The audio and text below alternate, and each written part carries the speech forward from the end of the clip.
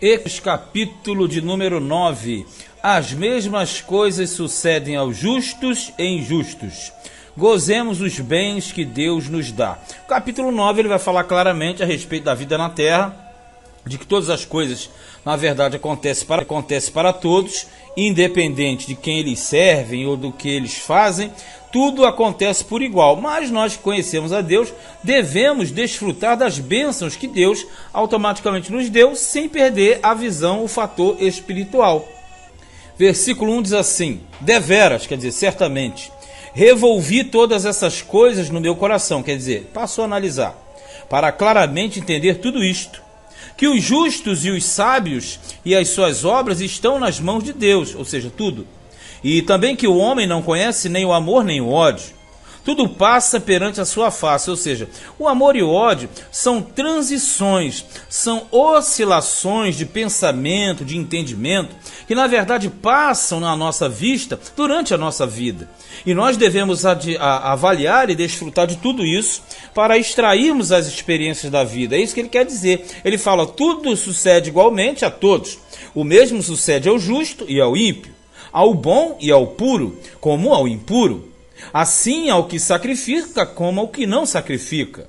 Assim ao bom, como ao pecador. Ao que jura, como ao que teme o juramento. Ou seja, ele está dizendo que tudo acontece. Claro que aqui não está falando num sentido de ligação com Deus, não. Ele está falando no sentido de que você acorda de manhã, vê o sol, o outro também vê. Você, quando tem a chuva, vem a chuva para você? Não, vem para todos. Então ele está falando de uma visão holística, de que todas as coisas vêm de forma igual para os habitantes da terra. Este é o mal que há entre tudo quanto se faz debaixo do sol, que é no caso a rotina, né? Que a todos sucede o mesmo, que também o coração dos filhos dos homens está cheio de maldade, ou seja, pensando perversidades. Que há desvarios no seu coração, na sua vida, e que depois se vão aos mortos, no sentido de que depois que passou, que viveu, aí morre. Ora, para o que acompanha com todos os vivos, a esperança, porque melhor é o cão vivo do que o leão morto, ou seja, você vai desenvolvendo a vida, acompanha e tem a esperança de um vivo.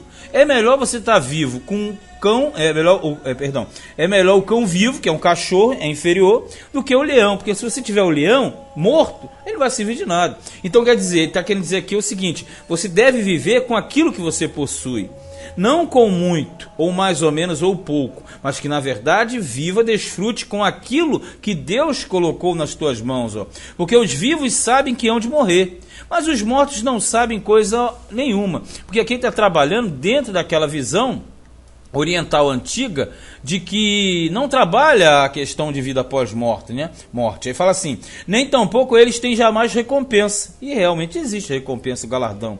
Mas a sua memória ficou entregue ao esquecimento. Ou seja, tipo assim, morreu, esqueceu tudo. Essa teologia é a teologia antes de Jesus, antes do Espírito. E automaticamente antes do Novo Testamento. 6. Até o seu amor, o seu ódio, a sua inveja já pereceram e já não tem parte alguma neste século, em coisa alguma do que se fez debaixo do sol. Ou seja, se o cara teve amor, se ele teve ódio, se ele fez o que fez, tudo isso ficou no esquecimento. Vai, pois, olha o que ele diz aqui no 7, vai, pois, come com alegria o teu pão, quer dizer, tudo aquilo que Deus te proporciona, todo o alimento que você tem condição de comer, de repente tem como comer coisas boas, então agradeça a Deus por isso. Ele fala, e bebe com bom coração teu vinho, ou seja, se Deus te proporciona uma vida boa, uma comida boa, o vinho, a bebida, você deve beber, se fartar e se alegrar, porque assim diz, pois já Deus se agrada das tuas obras. Ou seja, se Deus está te dando o pão, se Ele está te dando o vinho, e você sabe que vinho e pão são símbolos diretos do corpo e do sangue de nosso Senhor e Salvador Jesus Cristo, Ele está dizendo, olha, dê glórias a Deus, coma o teu pão, beba o teu vinho, alegra o teu coração, porque Deus se satisfaz em ti. 8. Em todo o tempo sejam alvas as tuas vestes, ou seja, as roupas boas, bonitas, brancas, Aqui, geralmente, alguns interpretam errado esse versículo. Ele não está falando nada da questão espiritual, não. Ele está falando a roupa mesmo, vestir a roupa boa, a roupa limpa. Aí fala, e nunca falte o óleo sobre a tua cabeça. O óleo era o perfume, era o unguento, aquilo que fazia a pessoa ficar cheirosa. Então ele está falando assim, come a teu pão, bebe o teu vinho, veste a tua melhor roupa, coloque esse óleo perfumado sobre a tua cabeça, porque você terá uma alegria permanente.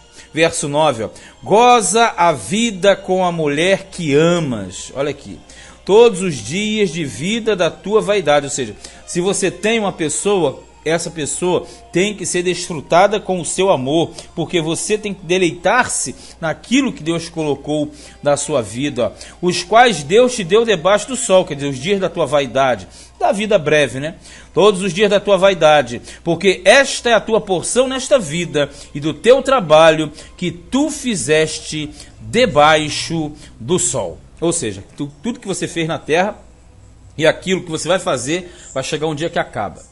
Então, o conselho é, viva a vida da melhor maneira possível e sempre colocando Deus em primeiro lugar. Verso 10, tudo quanto tiver à mão para fazer, olha só, faze-o conforme as tuas forças, porque na sepultura para onde tu vais, não há obra, nem indústria, nem ciência, nem sabedoria alguma. Ou seja, aquilo que você tem que fazer, faz agora, faz hoje, não deixa para amanhã não, porque amanhã você não sabe o que vai acontecer. Se Deus te deu hoje, viva hoje como se fosse o último dia de vida aqui para você nesta terra. Já a partir do versículo 11, aí muda um pouquinho, ele fala da sabedoria, que muitas vezes é mais útil, eu não diria até muitas não, dizia a maioria das vezes, todas as vezes, mais útil aos outros do que aquele que a possui, porque os outros desfrutam da sua sabedoria.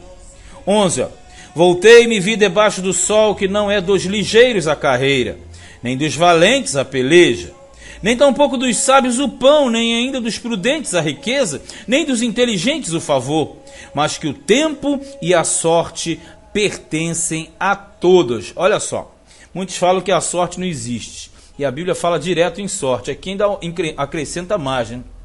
Aqui diz que o tempo e a sorte pertencem a todos, ou seja, Deus dá uma forma a cada um.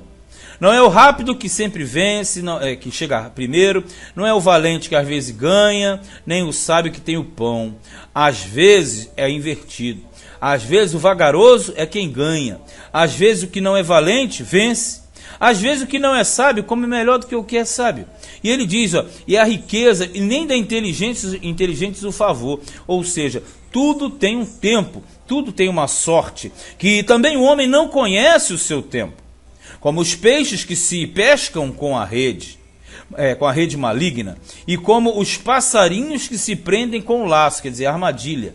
Assim se enlaçam também os filhos dos homens no mau tempo, quando cai de repente sobre eles. Ele quer dizer o seguinte, assim como os peixes estão lá na água, e não sabem o dia que alguém vai apanhar com a rede, assim como as aves que estão no céu, não sabem o dia que o laço, que o alçapão irá prendê-las. Então, na verdade, assim nós não sabemos o nosso tempo na terra, nós não sabemos aquilo que vai cair repentinamente sobre as nossas cabeças. 13.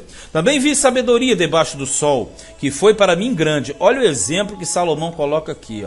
Houve uma pequena cidade em que havia poucos homens, e veio contra ela um grande rei, e a cercou, e levantou contra ela grandes tranqueiras, ou seja, sitiou a cidade. E vivia nela um sábio pobre, que livrou aquela cidade pela sua sabedoria. E ninguém se lembrava daquele pobre homem. Veja, o antagonismo aqui é porque geralmente o sábio se pensa ser necessariamente rico. E aqui fala de uma cidade que o sábio ele era pobre. E por ele ser pobre, ele não tinha tanta valorização pelo fato dele ser pobre. Mas aí nós vamos entender o motivo. Um dia, quando vem um grande rei para destruir aquela cidade, esse sábio pobre entrou em ação e com sua sabedoria conseguiu poupar aquela cidade, eu digo aquela cidade, de toda uma destruição. E ninguém lembrava daquele homem. Aí você pega isso aqui e vai entender. Porque se na verdade ele não tivesse sido um sábio pobre, com certeza no dia daquela peleja, no dia daquela situação, aquela adversidade, ele não conseguiria reverter o quadro. Aqui o grande ensinamento é de que nem sempre aquilo que parece ser o positivo será, nem sempre aquele que deveria estar no lugar estará, mas esses antagonismos acontecerão e nos deixarão perplexos. Às vezes a perplexidade toma conta de nós pelo fato de nós não entendermos aquilo que está colocado diante de nós. Mas uma coisa é certa, um dia se vai saber. Então disse eu, melhor é a sabedoria do que a força. Ainda que a sabedoria do pobre foi desprezada e as suas palavras não foram ouvidas. Quantos anos aquele sábio não teve aceitação? Quantos anos aquele sábio foi rejeitado? Mas por ele ter a sabedoria, ele suportava mais os outros e até mesmo o desprezo que ele sofria.